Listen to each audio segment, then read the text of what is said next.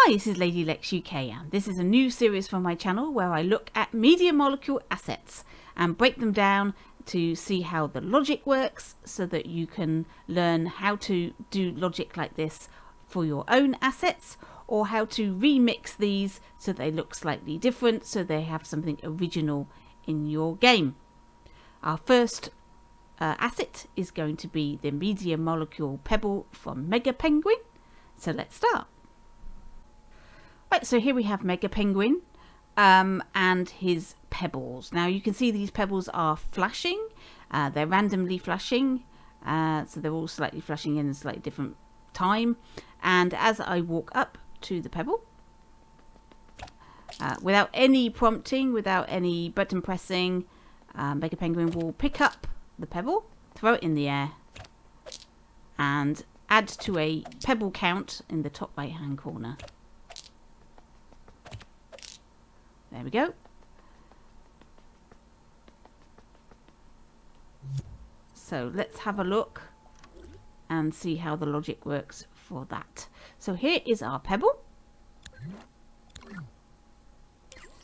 I will open up its logic chip, and you can see it is pretty simple. It's only got 5 gadgets inside it.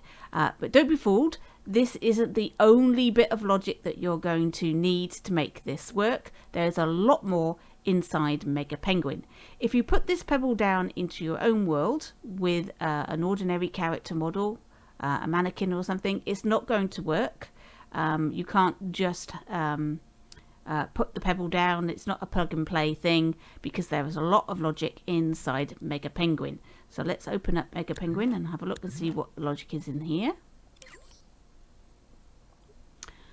So we're looking at this area here. This is collected stuff. So we'll open up this page, and there is the logic for the pebble collection.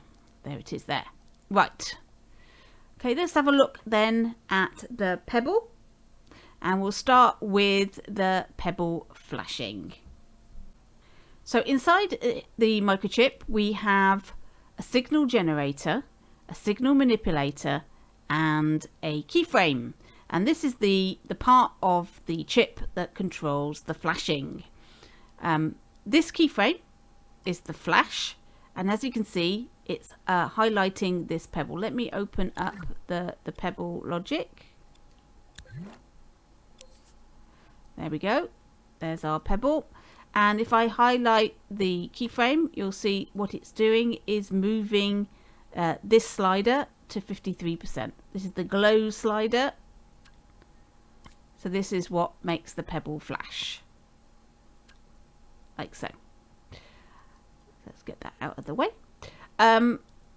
So the randomizer is this signal generator, and this is creating a signal of 1 or 0 that's going into this signal manipulator, which is creating a single pulse, a keyframe pulse that's going to this keyframe, turns it on just for 1 frame. So let's have a look at the signal generator and the signal manipulator. The manipulator, all it's doing is got a pulse on, input on. It's just creating a pulse, and of this type. Okay, so in here is where all the randomization is happening. You've got a pause time range between 2 and 4 seconds. So it will flash either anywhere, anytime between 2 and 4 seconds apart. And this can be altered.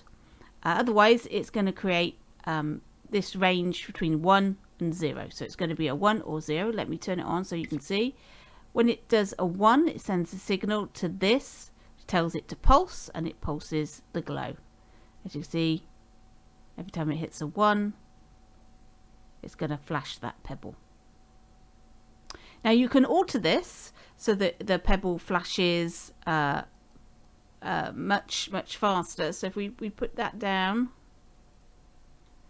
between 0 and 1.4, it's now flashing a lot quicker than it was before.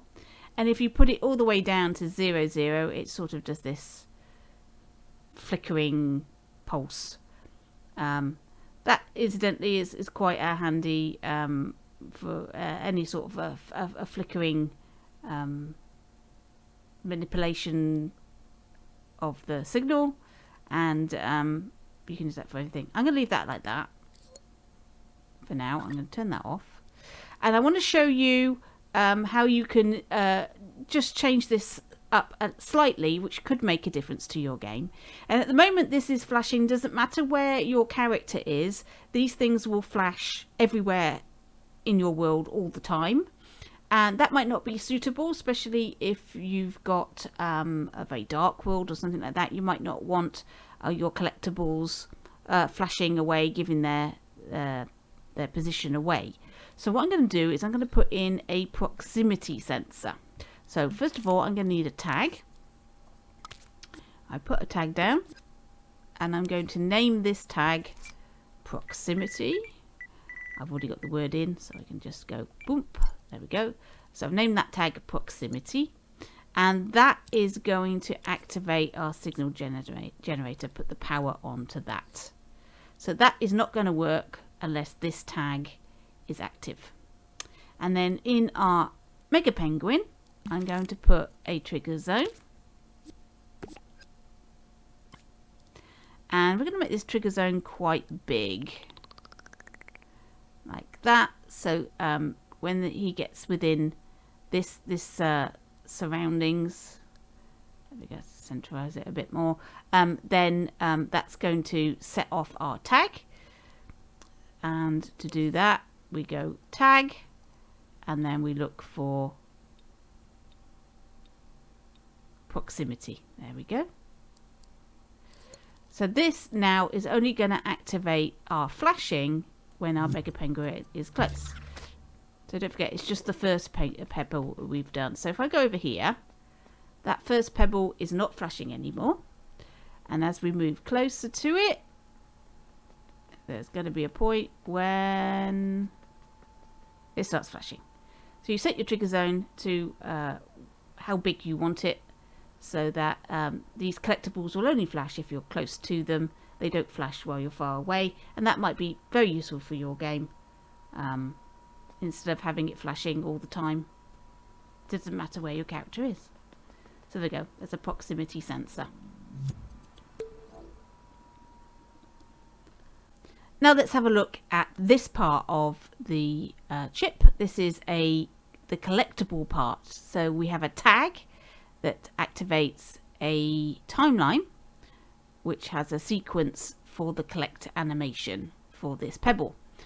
So just like the proximity sensor, this is a tag activated by a trigger zone, and that trigger zone is inside our Megapenguin. It's this one here. As you can see, this is looking for a tag called collectible, and if we highlight it, we'll see, there we go, we have our trigger zone here at Megapenguin's feet. So if the pebble is at his feet, that will activate the tag. Okay, let's see what the tag activates. It activates this. This is a play once timeline, and inside the timeline is this sequence of events, and there's a lot of keyframes in here that do a lot of different things. First of all, at the top, we've got a tag off timeline. For the whole of this animation, it's actually turning the tag off so that it's not constantly activating the animation. It does it the once, and we'll play it through, and then this will turn it off. It will work if this is not here, actually. This is just sort of belt and braces. That you'll find that a lot in Media Molecule assets. There's a lot of over development of the logic, where for robustness and for other things that might happen, but for most streamers, they might not use this sort of thing for quickness. But there's a lot of this type of thing in the Media Molecule logic. So you might think, well, is that really necessary? Well, probably not, but it's there anyway. So that's turning off the tag. Then the next one down is Pebble Invisible. This is a keyframe. I think we've got the pebble here. This is making the pebble invisible. Now you're thinking, well, why would I want to do that? Well, this is a way of destroying your pebble without actually destroying it straight away. Quite often, you'll want to destroy something, but there's still some logic in there that you need to activate, and to make sure that you don't destroy your logic before it's activated and done everything it needs to do, it's a good idea to make the object invisible first for a couple of frames and then destroy it. So that's what's going on here. We've got the pebble is made invisible and then it's destroyed. Making sure that all of this happens and all of the logic inside our Megapenguin happens before it's all destroyed and doesn't work anymore. So I can close off that. Okay, next we have the destroyer. This is going to destroy our pebble. You'll notice there are no wires attached to this. It doesn't need any. The microchip here is attached to the pebble, so anything that is attached to an object, it will destroy that. So it doesn't need any wires. Right, so the next row, we have a tag. Now this is exactly the same as these tags here. It looks a bit different in the timeline. It's a little bit flattened. But this is a tag, and this will only be activated once the timeline has got to this point, and it's going to send a message of Pebble score up.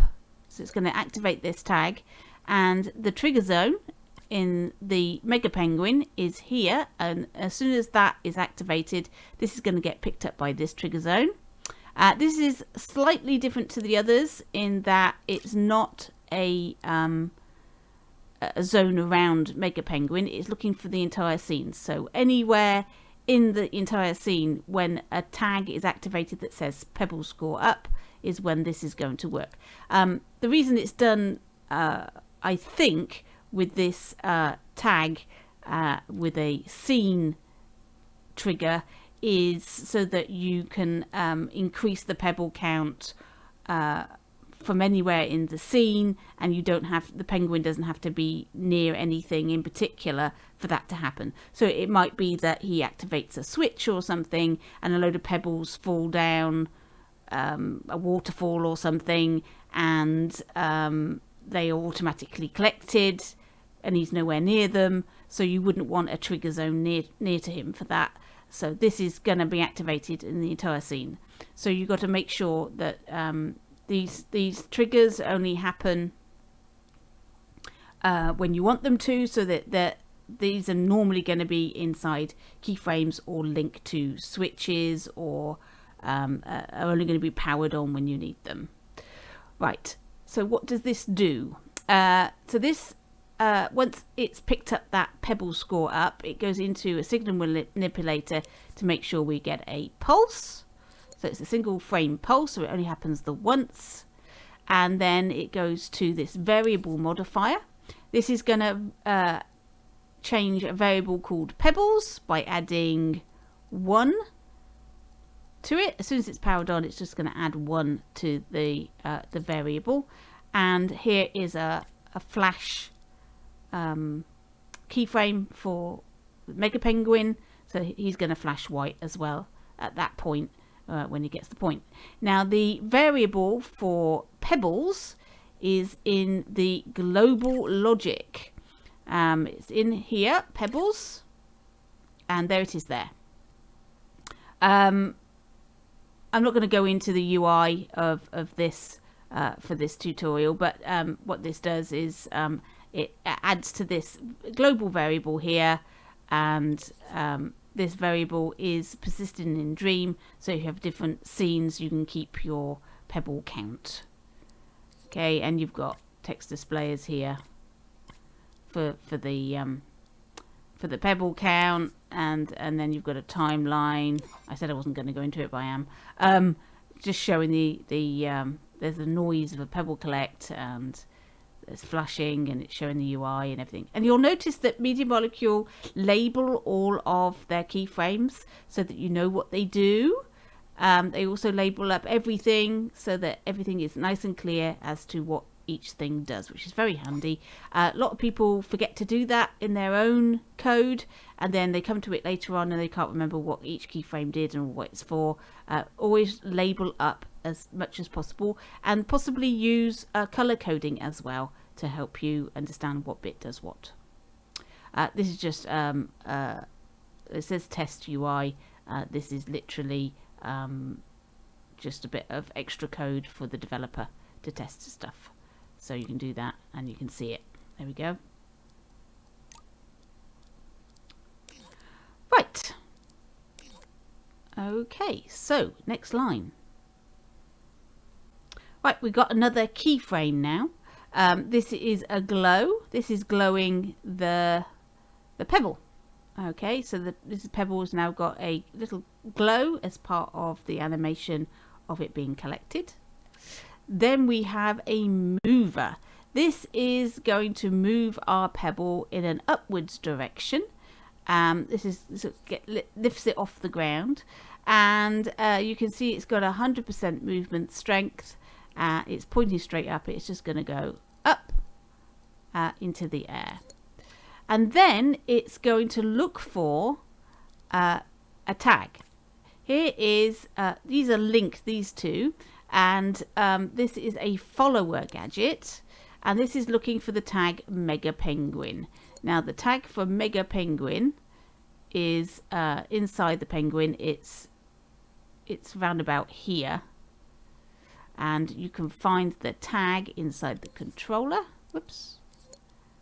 Open that up. There we go, and there's the tag there, Megapenguin. It's inside his body.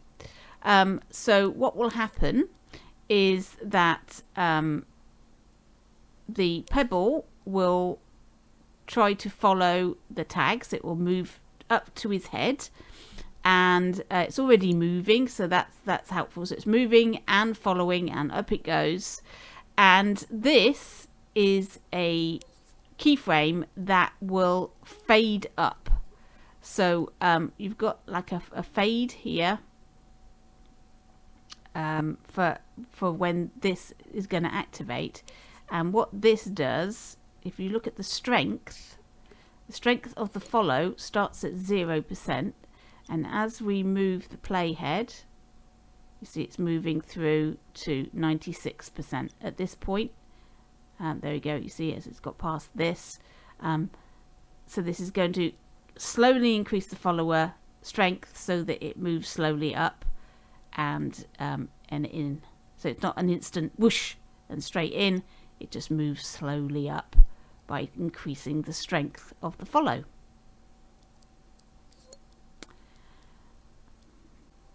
And finally, we have the animation for the actual pebble itself. This is a spin animation.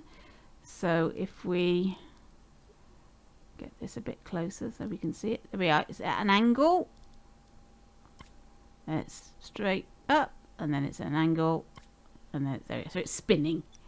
And these are linear blends to create a nice smooth spinning effect with the pebble. And that's it. That's the entire collect animation inside the pebble, and that will work as long as your character has a collectible trigger zone and a proximity trigger zone, which we've put in. But as long as it has a collectible trigger zone, and also, as we saw inside here, another one for the score, this will work. Right, let's have a look at Megapenguin now. The Megapenguin animation is all of this, and as you can see, there are two. There's pickup A and pickup B, and they're very, very subtly different. One's the left arm and one's the right arm. So let's have a look at pickup A. There we go, and this is a sustain. Instead of a once, it's a sustain. And this trigger zone will work as long as it's got power to it. And we'll play this animation. Just look at the penguin down here as we play. So his right arm goes up and his head goes up as he's throwing the pebble up in the air. And then this one is pretty much the same thing, but this time it's his left arm.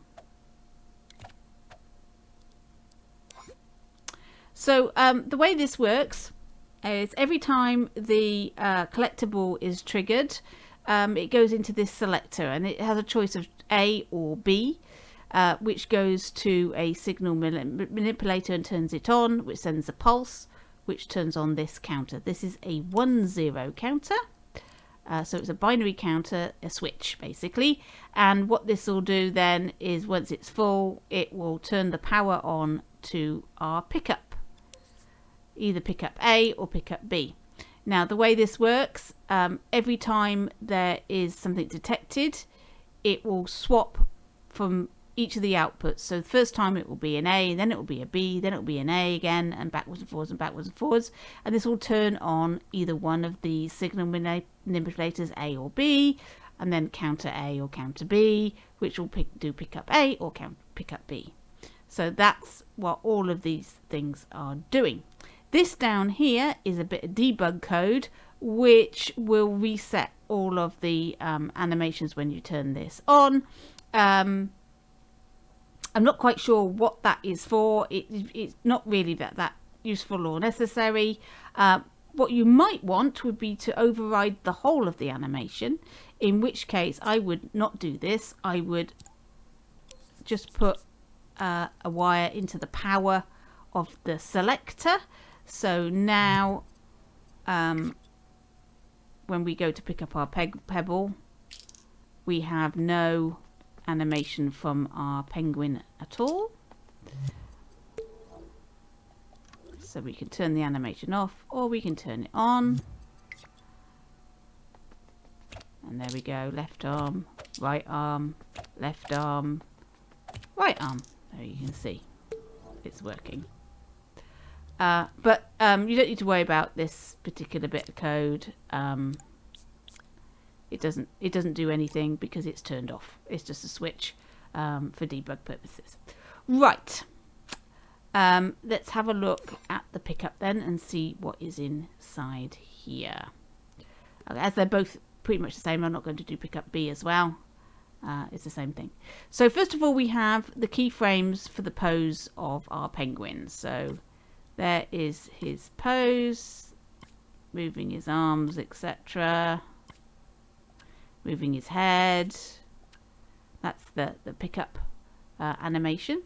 Then we have a keyframe. This is turning off any other poses that's inside our penguin. I think there is a... somewhere in here is the poses. There. Oops. I believe, yeah, there we go. That's turning all of those off, as you can see. So that's stopping any of those poses from actually working. It's interesting that they've gone for turning all of these individual ones off. As it's all in a nice microchip, I think I would have just turned off the entire microchip with one switch. But they've chosen to do it with 4 for some reason. It doesn't make any difference which way you do it, but there we go. That's turned the poses, so you can't use the D-pad to do another pose, another animation, and interrupt the pickup animation. That's what that's doing. Then we've got a sound effect, Cuthbert lands. Then we've got gradient effects. Now this is a weird one. Let's see if I can find where it's actually affecting it? No, is it this one? I can't see which gradient effect is actually being affected. It's activating the brightness, I think, of the entire world.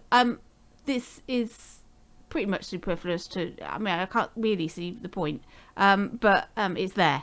So the world just slightly flickers when you collect a pebble. And there's another couple of sound effects for the pebble. And that's it. So now let's have a look and see how we can use this stuff in your own world without actually using the assets itself. So let's say you wanted to use the pebble, but you didn't want to use Megapenguin. How would you get your character to work with this pebble and collect it? So let's put a mannequin down. Make sure we're not scripted into anything. Pop him down. Okay. So we're going to open up, first of all, we need the global logic. So let's make a copy of that. And let's open up the puppet logic. It says not to put the global logic inside the mannequin. So don't do that. You'll have to leave it in your world separate. And let's open up the Megapenguin logic. Now we need the collected stuff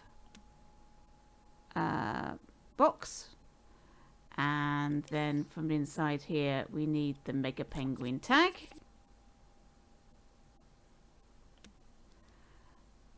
and there we go. Now if we were to try it now, let's just delete Megapenguin for now and his global group. Right, let's see what happens if you try and pick up the pebbles.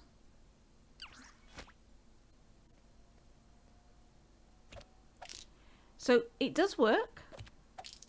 They fly up, but you notice they're sort of flying up into the air and sort of randomly going all over the place. That is because we haven't set where this tag is for a start off. So as you can see, the tag is currently where Megapenguin used to be, and we obviously don't want it there.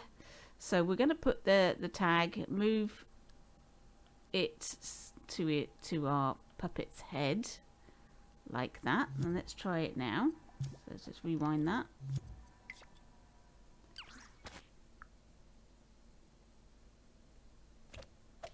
So now it's going to his head, as you can see. And that works pretty well. Okay. And you'll notice the counter is working at the top there as well. So that's all good. What isn't working is the animation in here. So we haven't got a flash on our mannequin. I'm not going to do that, the flash part, because it's not easy just to get a whole flash on this puppet, I don't think. So I'm going to in fact, I'm going to delete it. I don't want it to flash. But I'm going to do a pickup for him picking up the pebble. So I'm going to delete these keyframes. We don't need the pose ports to turned off, so everything else can stay as it is. And I'm going to put in a keyframe. And what I'm going to do, whoops, I'm going to get him to bend his knees and tip over a bit and put his hand out.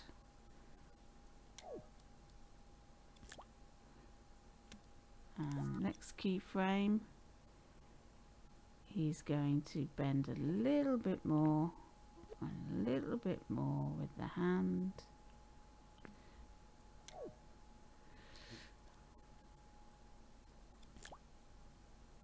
And then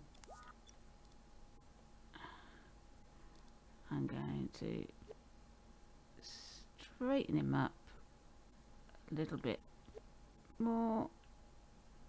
There we go. I'm not very good at animation, as you can see.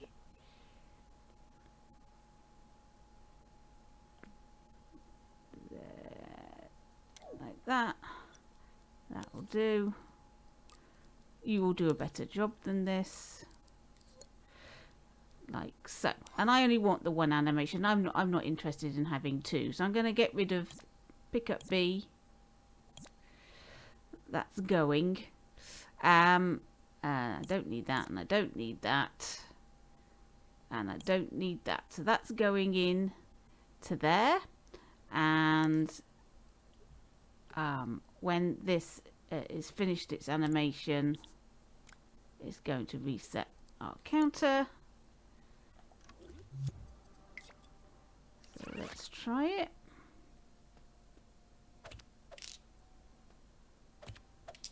There we go. I think that works quite well. There we go. So now I've put a little animation in and the pebble is now collected by our mannequin. Okay, so that's how you change the mannequin round. Now, how about changing the actual pebble to something different? So let's go look for something else. So let's try a key. It's the sort of thing that you might want to collect. Now we can do all this from scratch. Woo! We can do all this from scratch. Elements. Let's go for recommended. We're getting all sorts of things here. Here's a silver key. It's rather large. Okay, so make sure we're not scoped into anything. Oops. Make sure we're not scoped into anything. I don't think we are. Let's just pop it down.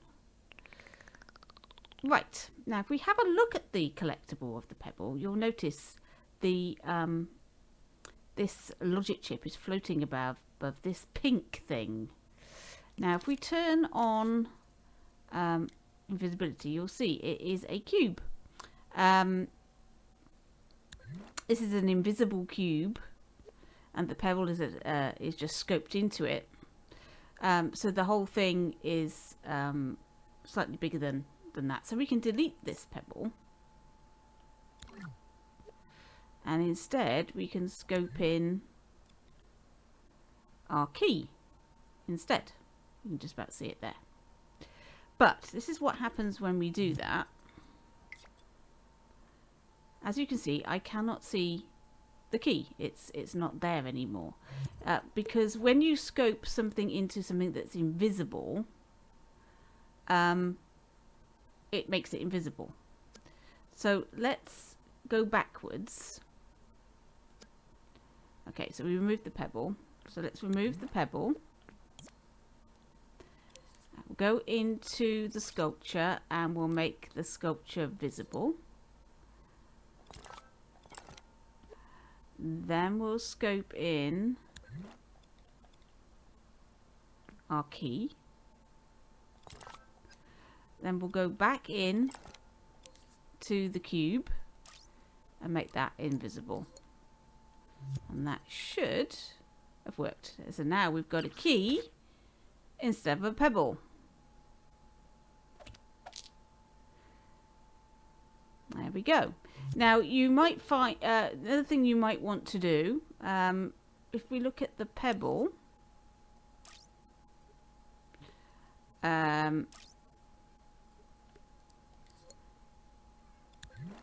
we don't want this colliding.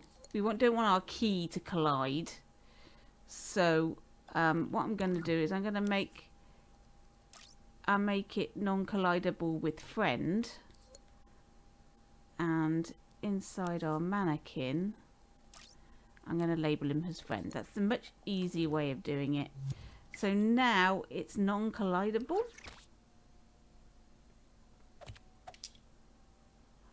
So there's no danger of it hitting our player on the head and knocking him to the ground or anything like that. You would also have to change the code inside here. Right, for the mover is fine, the follower is fine, all of that works, but this spinning part does absolutely nothing. So you'll have to delete that and put your own effect in. So put some extra keyframes in. Let's do it quickly, I guess. There we go.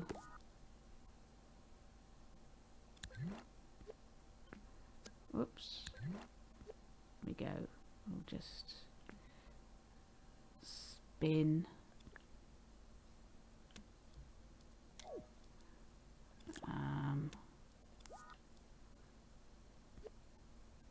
Spin. I'm not very good at doing this quickly.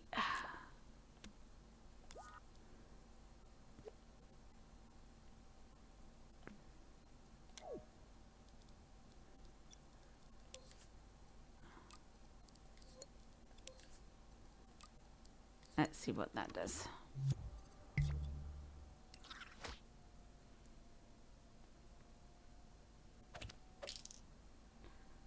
Not a lot. But okay, you get the gist though. You understand the principles. You just change this all up a bit. Well, that's about it for this tutorial. I hope you found something interesting in there. And please let me know if there's any media molecule assets you'd like me to include in this series by leaving a comment below. Thanks for watching, and I'll catch you in your dreams.